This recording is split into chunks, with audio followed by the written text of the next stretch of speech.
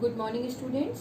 आज हम P block का ग्रुप 16 डिस्कस करेंगे और इस ग्रुप 16 में भी कुछ कैरेक्टर्स जैसे general electronic configuration, atomic and ionic radii, electron gain enthalpy, electron affinity, metallic character और oxidation states. These properties varies down the group. So in case of group 16, these 5 elements: oxygen, sulfur, selenium, tellurium and polonium, and this group is also called oxygen family because the first member of this group is oxygen, and this group is also called chalcogens. Why these are called chalcogens? Because they all are ore forming elements. Clear? Next, general electronic configuration. So the atomic number of oxygen is 8, 16. To write its electronic configuration, oxygen का आपने electronic configuration लिखा 1s2, 2s2 and 2p4। 16 का आपने लिखा 1s2, 2s2, 2p6, 3s2 and 3p4। So in general अगर हम इसको analyse करें तो general electronic configuration is ns2 np4। और बेटा जी जब हमने क्लास 15th ग्रुप को स्टडी किया था, then the electronic configuration is ns2 np3। 16th group का अभी हमने आपके सामने लिखा ns2 np4 and p orbital px py pz। Similarly in case of group 16 हमने यहाँ पर भी p ऑर्बिटल्स को एक्सप्लेन किया, px py और pz ऑर्बिटल्स में, but in this case group 15 3 electrons are present. So according to the Hund's rule जो हमने एटॉमिक स्ट्रक्चर क्लास 11th में स्टडी किया था कि पहले all the electrons are singly occupied and then pairing should be start.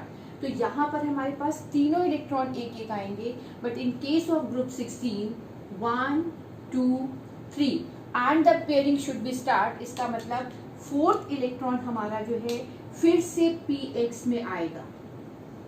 तो in this case symmetrical structure is formed, और अगर ये सिमेट्रिकल है it means it is more stable as compare to the group 16। It means अगर हम group 16 के elements की group 15 से कंपैरिजन करते हैं तो group 16 are unsymmetrical distribution. So unsymmetrical, it means it is unstable because all the elements acquires to complete the stable configuration. और stable configuration में यहाँ पर ये हाफ फील्ड स्ट्रक्चर है, जबकि यहाँ पर ये इनकम्प्लीट, ना तो ये हाफ फील्ड है ना ही ये फुल फील्ड है। इट मीन्स अगर ये लेस स्टेबल है it means it is more reactive in nature. Is it clear कि क्यों? अब हम आगे की इक्वेशंस में आपको बार बार बताएंगे कि इसका कंपैरिजन अगर हम एटॉमिक साइज के केस में करें, इसका कंपैरिजन अगर हम इलेक्ट्रॉन एफिनिटी के टर्म्स में करें, इसका कंपैरिजन हम इलेक्ट्रॉन गेन एंथैल्पी के टर्म्स में करें, क्यों ग्रुप 15 अनएक्सपेक्टेडली डिफरेंस शो करेगा as compare to the group 16। Clear? तो अब हम आगे इस पे प्रोसीड करेंगे कि इसके general electronic configuration.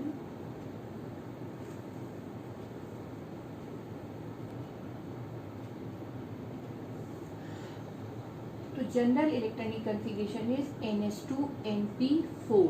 It means outer most shell contain only 6 electrons. So 2 electrons are required to complete its octet. If it only acquires 2 electrons, it means easily they accept electrons. And in case of oxygen, absence of, it means जो हमने आपको पहले भी कहा था कि anomalous behavior due to small size and unavailability of d orbital. अगर हम इस केस को ऑक्सीजन के टर्म्स में एक्सप्लेन करें बेटा, तो यहाँ पर हमारे पास डी ऑर्बिटल की प्रेजेंस नहीं है. अगर डी ऑर्बिटल की प्रेजेंस नहीं है, it means only 2 electrons are the maximum electrons to complete their structure. इससे ज़्यादा इलेक्ट्रॉन आने पर भी इस पर कोई इफेक्ट नहीं होगा. It means it shows generally -2 oxidation state. Clear? But when we move from top to bottom, number of shells increases. जैसे मैंने अभी आपके इलेक्ट्रॉनिक कन्फिगरेशन में क्लियर किया कि ऑक्सीजन में केवल सेकेंड शेल कंप्लीट होती है, जबकि हम सल्फर में गए तो थर्ड शेल में आ गए, सिलीनियम में आएंगे, फोर्थ शेल में आएंगे, फिफ्थ शेल में आएंगे और सिक्स शेल में आएंगे. तो जैसे जैसे हम नीचे के साइड में जा रहे हैं, वैसे वैसे नंबर ऑफ शेल्स इंक्रीज करेंगे. और अगर नंबर ऑफ शेल इंक्रीज करते चले जाएंगे, तो जो सेकेंड पॉइंट हमने डिस्कशन का आपको लिखा है, atomic and ionic radii, it also increases down the group. Why? Because number of shells. What is atomic radii? Atomic radii is the radii, it means distance between the nucleus and the outermost shell. तो जैसे जैसे number of shells increase करेंगे, वैसे वैसे ये distance, ये radii भी increase करती जाएगी. जब इंक्रीज करेगी, it means atomic and ionic radii down the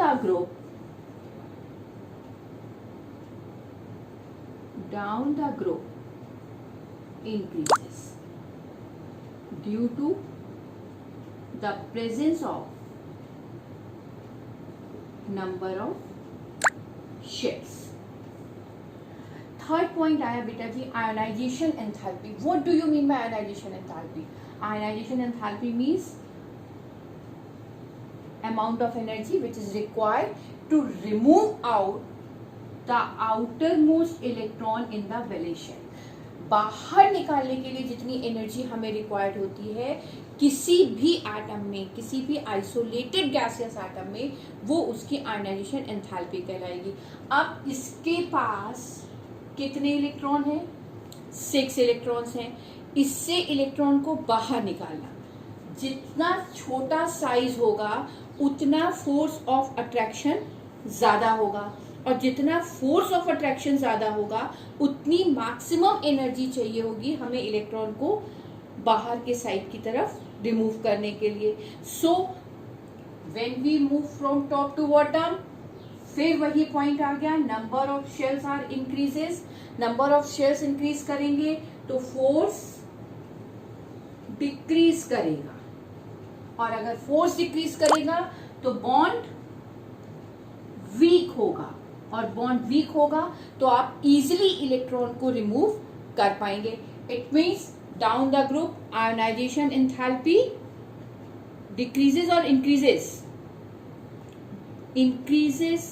और decreases down the group.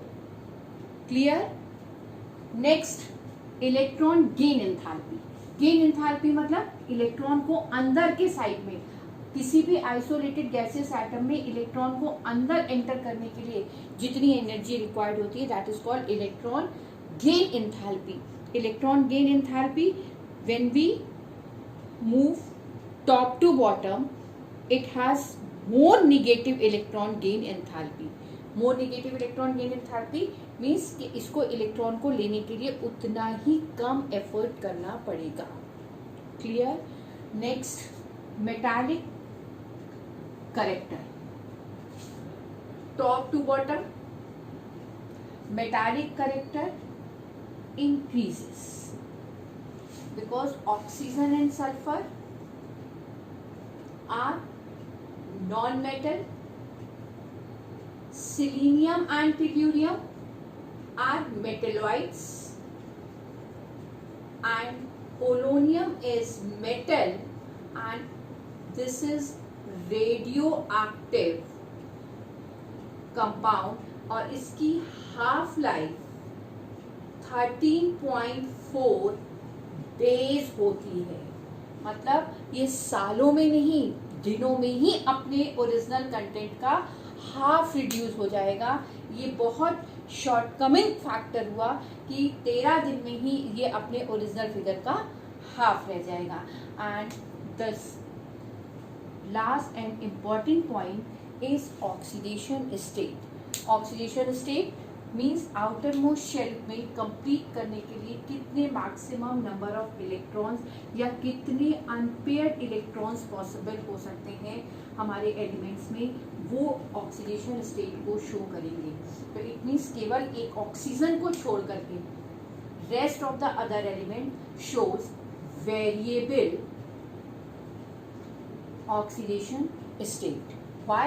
Because due to the unavailability of the d orbital, maximum electrons are 8 in the outermost shell and 6 are present already, so only 2 electrons are required. So maximum oxidation state of oxygen is generally -2.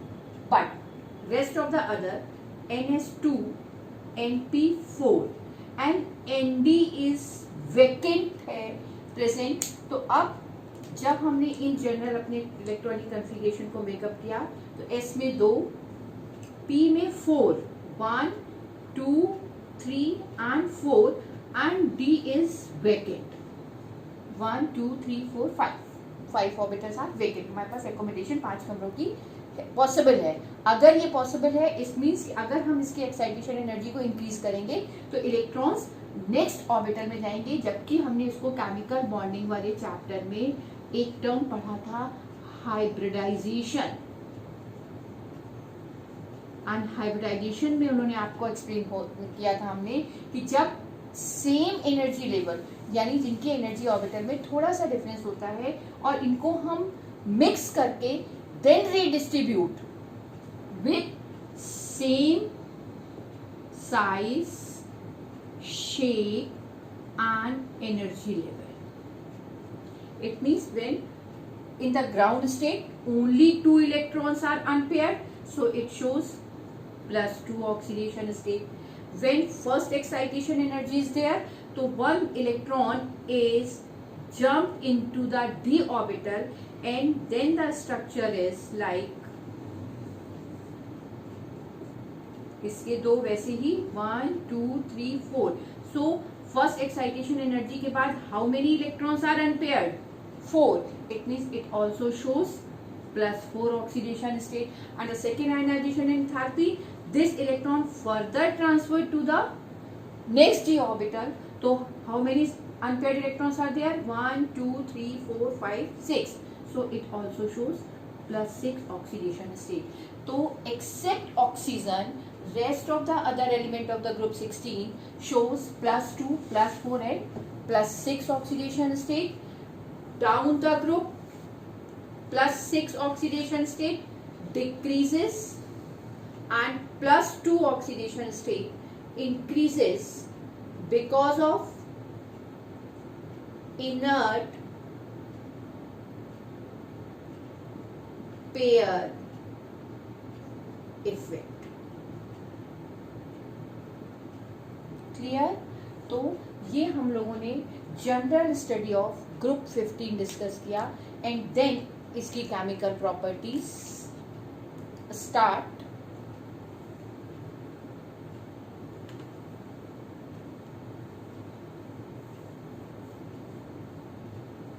Chemical properties में generally इसके किस किस element के साथ कौन कौन सी properties आएगी उसको हम एक रिव्यू आपको दें कि when group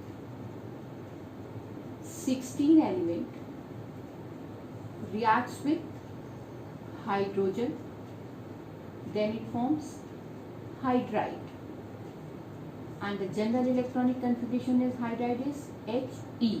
E is the any element. For example अगर हम ग्रुप 16 में देखें तो पहला ऑक्सीजन था, then it forms H2O, second one is H2S, another is H2SE, another is PE and H2PO. तो इन जनरल आप इसको H2O भी कर सकते थे बिकॉज ऑक्सीजन स्टेट 2 है, तो इन जनरल हम इसको 2 के फॉर्म में भी डिस्कस कर सकते हैं. क्लियर. आप जो ये हाइड्राइड्स बेटा मेरे पास बन के आए हैं, इन हाइड्राइड्स की भी कुछ स्पेसिफिक प्रॉपर्टीज आपके बोर्ड एग्जामिनेशन में कंसीडर की जाती हैं, like acidic character, like reducing character, like stability. तो how can we explain all the properties of the hydrides of the oxygen family. तो इसको एक्सप्लेन करने के लिए सबसे पहले हमें इसके स्ट्रक्चर से रिलेट होना पड़ेगा. और स्ट्रक्चर से रिलेट होने का मतलब है कि अगर हम लुईस स्ट्रॉट स्ट्रक्चर को देखें तो ऑक्सीजन के आउटर मोस्ट ऑर्बिट में 6 electrons and 2 hydrogens bind up. It means 2 lone pair of electrons are present. और फिर वही पॉइंट पर oxygen is exceptionally shows anomalous behavior due to absence of d orbital, so it forms hydrogen bonding. और अगर oxygen hydrogen bonding form करेगा it means H2O का nature liquid in state होता है. और ऑक्सीजन में ही p ऑर्बिटल की presence के कारण ही ये केवल p पाई बॉन्डिंग को भी एक्सप्लेन करता है, जिसकी वजह से ये डाई एटॉमिक इन नेचर होगा. क्लियर. तो ऑक्सीजन को छोड़ करके अगर हम बाकी सबकी भी स्टडी करेंगे बेटा तो बाकी सबके स्ट्रक्चर्स में भी ये लोन पेयर प्रेजेंट होगा, लेकिन तब उनके पास हाइड्रोजन बॉन्डिंग को मेकअप करने की कैपेसिटी नहीं होगी. अब जो मैंने आपको 3 पॉइंट कहे थे अभी, रिड्यूसिंग करेक्टर,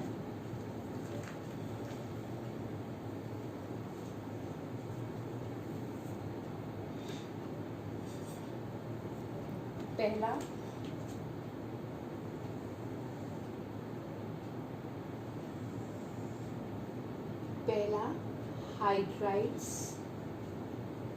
ऑफ ऑक्सीजन की स्टेबिलिटी, दूसरा इसका एसिडिक करेक्टर, तीसरा इसका रिड्यूसिंग प्रॉपर्टीज, और चौथा इसका thermal stability.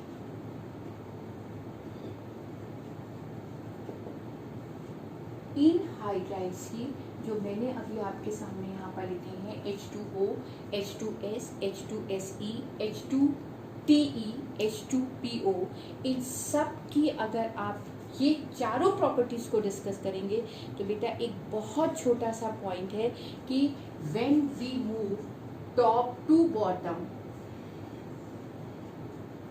Number of shell increases.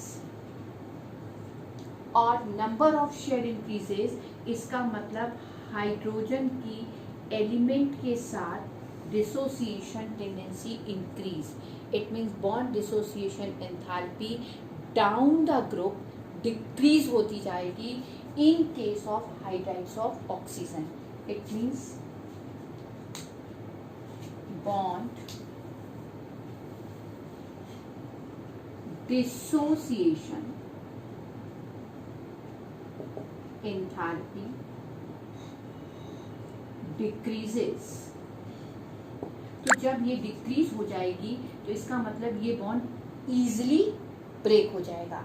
Easily break हो जाएगा इट मीन्स ये H+ आयन इजीली रिलीज करेगा, और जितनी आसानी से ये H+ आयन रिलीज करेगा उतना एसिडिक करेक्टर इंक्रीज करेगा. It means top to bottom acidic character of hydrides increases.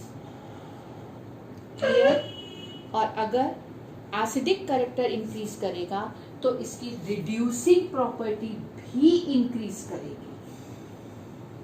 What do you mean by reducing character? कि इजिली H प्लस आयन को रिलीज कर देना. ठीक है. और जब ये नीचे के साइड जाने पर इंक्रीज करेगी तो थर्मल स्टेबिलिटी डिक्रीज करती चली जाएगी. क्यों? क्योंकि बॉन्ड डिसोसिएशन एंथैल्पी नीचे के साइड जाने पर डिक्रीज हो जाएगी. जब डिक्रीज हो जाएगी तो कम हीट देने पर ही अपने आयंस में डिसोसिएट हो जाएगा. क्लियर? तो एक सिंपल सा फैक्टर हमें इनके हाइड्राइड्स के लिए याद रखना है. वो क्या है कि bond dissociation enthalpy decreases down the group because of number of shells are increases, force are decreases. और अगर बॉन्ड वीक है, फोर्स कमजोर है, तो वो कम टेम्परेचर पर ही ब्रेकअप हो सकता है. क्लियर?